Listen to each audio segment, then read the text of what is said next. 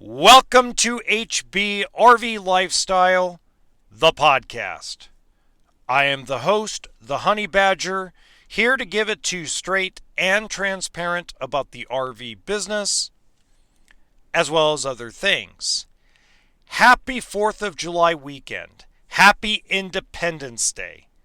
If you're in the middle of the weekend or the weekend already happened, I hope you had a wonderful, memory-building, relaxing, safe weekend. In fact, if you're watching, well, there's only two places to watch this, Rumble or YouTube right now.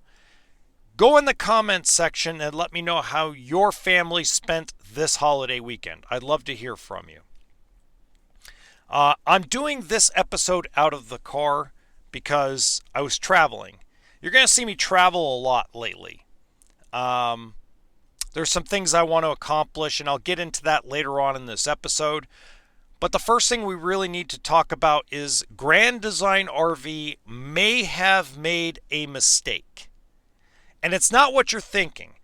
They may have done a grand faux pas, and it has nothing to do with frame failure or frame flex. And we're also going to talk about, in the same conjunction, about year model 2025 and all of the RV manufacturers. I know they're going to get sick of me beating it into the community's head, but you really need to be educated about this. So Grand Design RV is rumored, and this is strictly rumor. I have no evidence of this outside of people telling me, okay? And we're not talking about one person. We're talking about dozens of people have told me, over the last 2 months that Grand Design RV is trying to shove this new motorhome line and their new travel trailer line onto dealership lots, even if they're severely overstocked. I'm going to repeat that again, but in a different way. Grand Design RV is basically telling their dealers, you carry our new motorhome line that we just came out with, you carry the new cheapy Explorer travel trailer lineup, or you're not a Grand Design dealer. That's the rumor. Now, do I believe that there's stuff missing out of that rumor if it's true? Absolutely. But I'll get into that in a minute. First off, let's look at it from another perspective, okay? A lot of dealerships, and it's not just Grand Design, it's dealerships across the United States and Canada, are overstocked with inventory. Now, it's gotten better. It hasn't gotten worse. It's gotten better. And it got better because owners and banks are saying no more. We need to get our inventory in line with what a normal RV market is. And the manufacturer is pushing back. And this just goes to show you that Grand Design RV, if this rumor is true, is the same as every other manufacturer. They care more about the pocketbook right now than they do making the inventory right. So when you go to, now car dealerships, and we've talked about this in the last episode, car manufacturers have dropped the ball the last 2 years and are still dropping the ball. But for the most part, if you use past history, like this Hyundai Santa Fe I drive, there was $8,500 factory total cash on a $25,000 car. That's 30% off. Actually, it's more than 30% off. And let's remember, the distance between sticker price and what invoice is a lot smaller gap in the car industry than it is in the boat, RV, or power sports industry. Okay? So there isn't a 50% spread or a 30% spread or 25% spread. There's like a 5% spread if I remember correctly. And I'm not including holdback and all that. We're not even talking about that. We're not even trying to get into that. But banks and financial institutions are starting to step in and point fingers at dealers and go, you have too many 2023s. You have too many 2024s. Don't buy anything new from the factory till you get rid of some of this aged inventory. If it wasn't for the owners of these dealerships, and we're talking about from the grandpappy of Camping World all the way down to mom and pop, if they did not slow their roll on ordering fresh product, it would have gotten worse. Let's remember, we are in an election year. Yes, there's money to be made in an election year. There's sales to be made. There's business growth. But for the most part, especially with all the trauma going on in the United States, Canada, and across the world, people are glued to their television sets a lot of times during an election year. If you look at past, it's not a big drop-off, but it's enough of a drop-off. The industries, boats, cars, etc., all feel the pinch. It's not usually a big pinch. It's a small pinch. And if we compare it to last year, it's going to be a small pinch. But it happens every 4 years. Every time there's going to be a presidential election, it happens.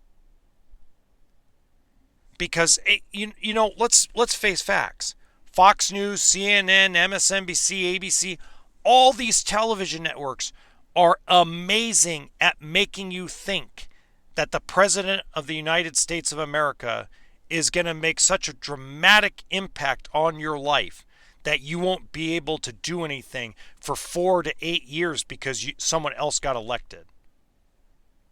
They do an excellent job of it. They do an excellent job of communicating to people that stick in front of the TV. You're going to want breaking news every day. Don't spend money right now. Don't go out and make big purchases. Joe Biden's going to end this country in a heartbeat. We're going to go, the dollar's going to be worth zero next year. Armageddon. If Donald Trump gets elected, democracy's over. We're going to be in a dictatorship. That's literally, and that's exaggerated, but that's the messaging. So Grand Design RV is not immune to trying to shove product on dealers' lots. Now, why that's a mistake is because this frame failure / frame flex accusations by Grand Design customers have caused dealerships to have second thoughts. I have been in communication over the last 4 days with a few Grand Design dealerships across the United States that have told me that they are thinking about dumping Grand Design fifth wheels because all of the negative publicity, on top of they're overstuffed with inventory and they don't want to take on $100,000 plus Class C, and they don't want to take on another cheap travel trailer when they already have 3 lineups of it. So they don't want to be forced to take inventory that is unproven when they're having a tough time selling what they got.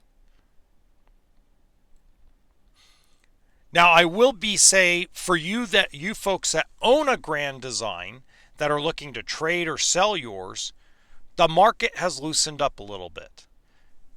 Look, I may not agree at all with how Grand Design has handled their 5-year frame warranty, how they've handled their customers, how they continue to disappoint the RV community. I'm not going to defend that. What I will say, though, is dealerships are starting to say they feel more comfortable taking them in on trade. They feel more comfortable taking them on consignment and selling them because of the release of it. One dealer I talked to said it's almost as if Don Clark, Winnebago, and Grand Design came together and said, we're going to acknowledge there's a problem by not acknowledging there's a problem and just throw a 5-year warranty out there. That was the opinion of an owner of a Grand Design dealership. So he felt that this was kind of like their way of acknowledging there's a problem. That's their way of apologizing for the problem without ever saying it.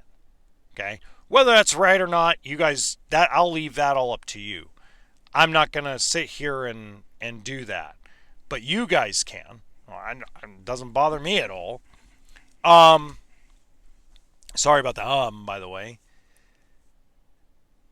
You know, that's kind of a segue, because now I'm starting to finally see some of these corporate RV dealership YouTubers, these full-timers, these ambassadors are starting to make 2025 content, and not one of them has acknowledged that a lot of what is being built is the same as 2024, and a lot of it is still the same built stuff as 2023. Now, that's not everybody. There are exceptions here and there. Okay? Riverstone fifth wheels we talked about earlier. JD from Big Truck Big RV, if you want to check out his channel. He did a great little video series about Riverstone by Forest River and their luxury fifth wheels, if you want to check that out. But even if they make major changes, how are you going to deal with 2023 and 2024 inventory on dealers' lots? I'm going to tell you, it's going to be an absolute shit show during dealer days in September. There's not going to be mass orders. These guys are going to go look at the inventory. Yeah, that looks good. Now, what are you going to do about the inventory on my lot? It's going, that relationship between manufacturer and dealer is fracturing. In fact, there's large corporate RV dealerships that want nothing to do with a factory rep, factory salesperson, factory trainer, or even a sales manager. They pretty much want to have a general manager to order from and a sales coordinator to pick up the units. That's how much this has gotten fractured. They no longer want people showing up to their dealership. That hasn't happened at all in decades. Usually it was a positive thing when you saw a sales rep or a trainer. Now they're like, don't even come to my shows. Don't. We don't want you anywhere near the customer. Go away. That's how fractured and fragile the relationship between the manufacturers and the dealers are. Now, this could be solved. It would be easy to solve it. Stop building. Don't build any 2025s at all till December. Do a 5-month run only of 2025s. Do a quarter run. And move on to 2026. But we're going to lose factory workers. You're going to lose factory workers anyway when they're not making any money. You cannot have them work if you're not selling anything. If your product is not moving.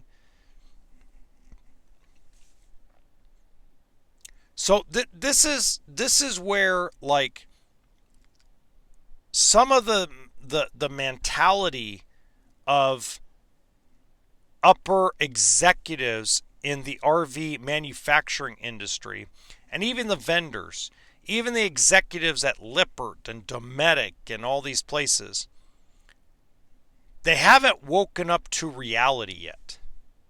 Or they woke up to it but want to pretend it's not happening. You tell me what you think about that. So this is going to be one of the strangest, most awkward years relationship-wise between manufacturer and dealer.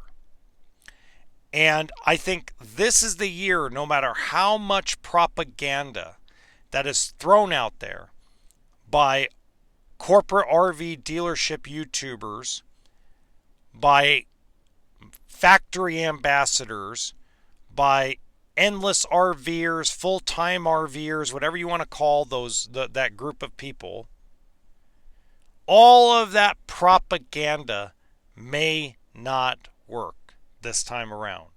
Because now when you call the dealership, more than likely they're going to tell you, we're not ordering until we sell what's on the lot. If you'd like to pay MSRP, we'll order something from the factory for you. Now that's an exaggeration, but that's kind of where they stand. Will they have a few here and there? Sure. But there's not going to be unbelievable changes to everything.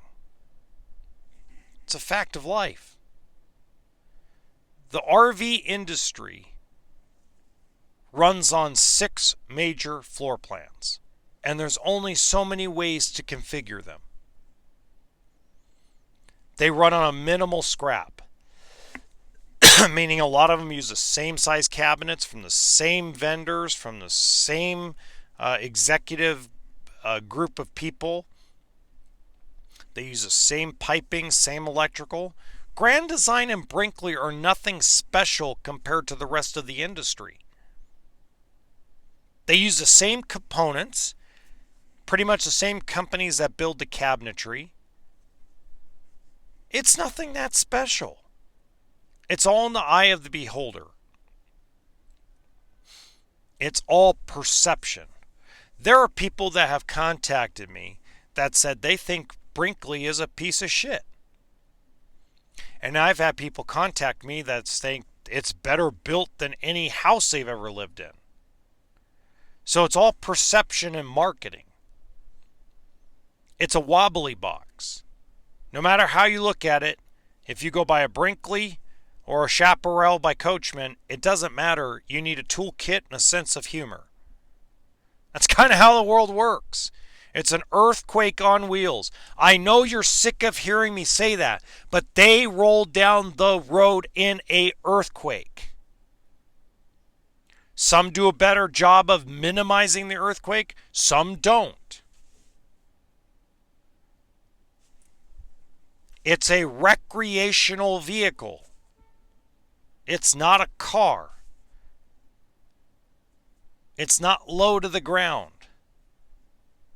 And even with the amount of cars that are built every year, the lemon law percentage in automobiles is still greater than the boat, RV, and power sports industry. Imagine that. And there's a lot of states in the United States that have lemon laws, that have buyback rules.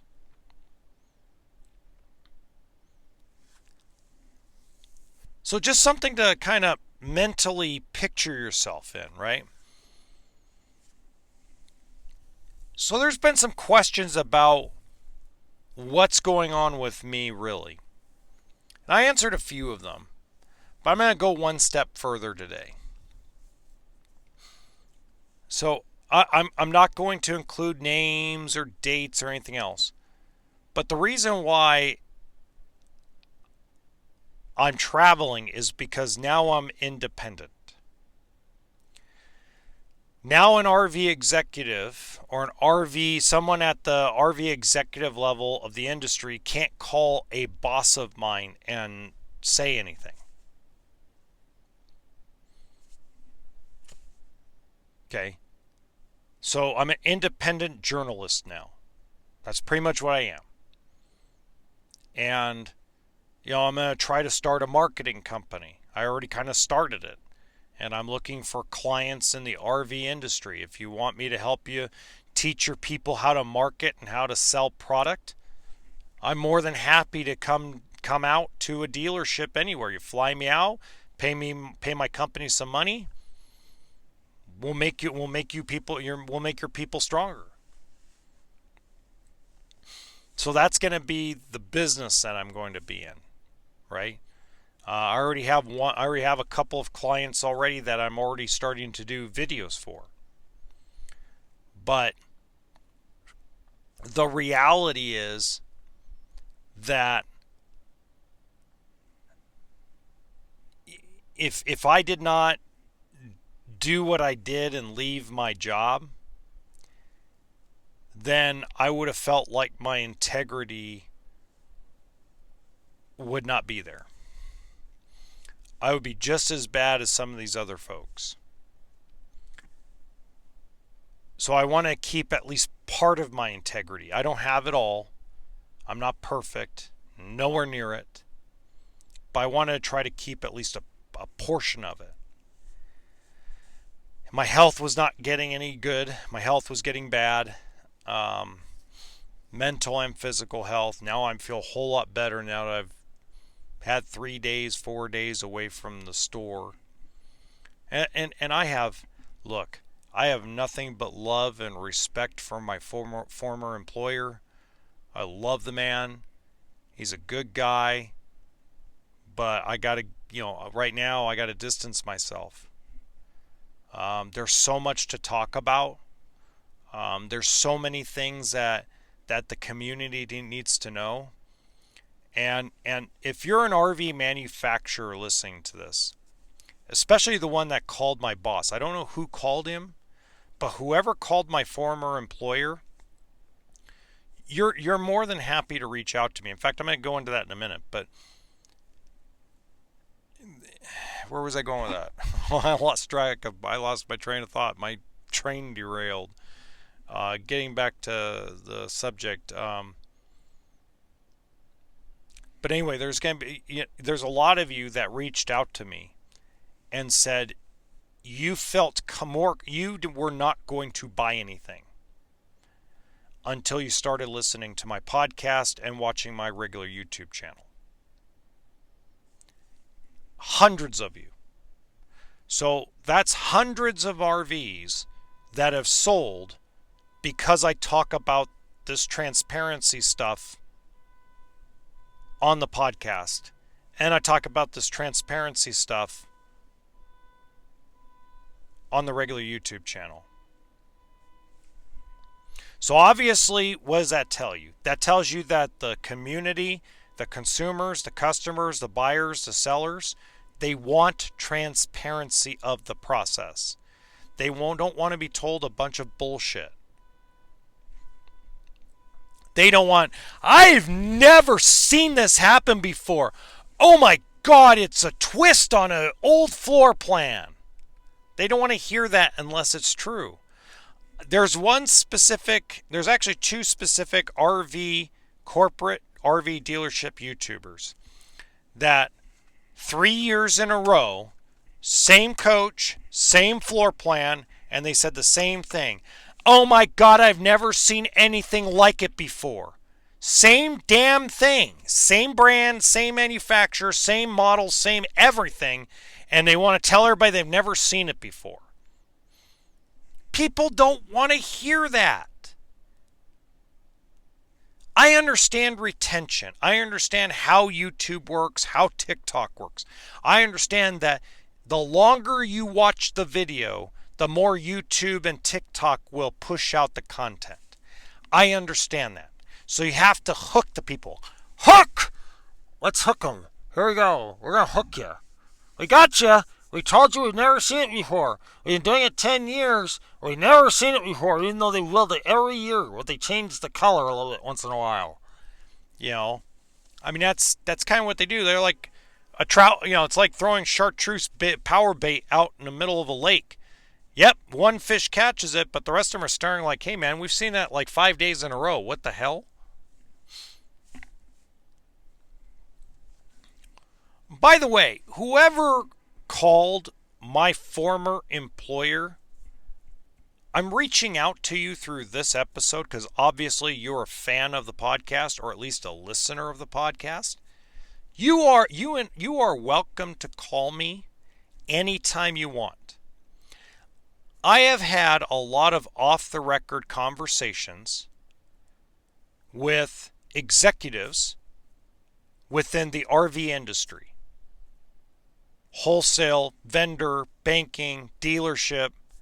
I've had tons of conversations off the record. I am more than happy to have an off-the-record conversation with you, whoever you are. In fact, this is what I'm going to say. You didn't have to talk to my former employer first.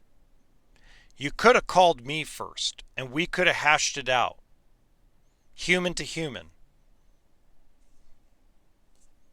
If you are a gentleman, we could have hashed it out man to man. If you're a young lady, we could have hashed it out human to human, woman to man, business person to business person. I have no problem having off-the-record conversations with people. I'm not Liz Amazing, who's scared of off-the-record conversations. Love to have the money she makes every month from ad revenue. If I had that, I would just travel around the country and do interviews and shows. But say la vie. Maybe one day. So that's the reality that I'm in. I don't want to get any more dealers in trouble, so that's why I'm not going to go work as a manager or finance manager. I'm thinking about maybe doing the show circuit. I might go, get my LLC and get a license in the 6 western states and just hang out on weekends at dealerships and sell. That's kind of where I'm at right now. And we're going to build this podcast and build the YouTube channel and build this community. And I'm going to finish my book. So my book should be done. I've set a deadline of Labor Day weekend. I postponed it a little bit because I got really busy. The whole move, the whole leaving my job, that whole scenario kind of pushed back the finishing of the book. And I'm only about a quarter of the way through now, because I added some chapters. So I sat down and brainstormed and added 5 chapters to it. So as soon as the book is ready, I'm going to self-publish it electronically. I'm not going to have paperback or hard copy. It's all going to be a digital copy that you can read. Unless some publisher decides to give me a deal or something. So that's kind of the direction that I'm going. So we're going to get back to 3 days a week, Monday, Wednesday, Friday episodes. On the main YouTube channel every Saturday night, 7 p.m. Pacific time, we are still doing the live stream as long as I have internet service. Anyway, so until next time, remember toolkit and sense of humor. If you want to support the channel financially, super thanks and super chat are very welcome. There's also the merchandise store if you want to buy a shirt or some kind of apparel. I got my hat on the way because I need a hat. Yippee-ki-yay. And if you want to just send me money directly, there's a GoFundMe page link in the description box below. Until next time, or until Monday, have a great weekend. Enjoy your 4th of July holiday.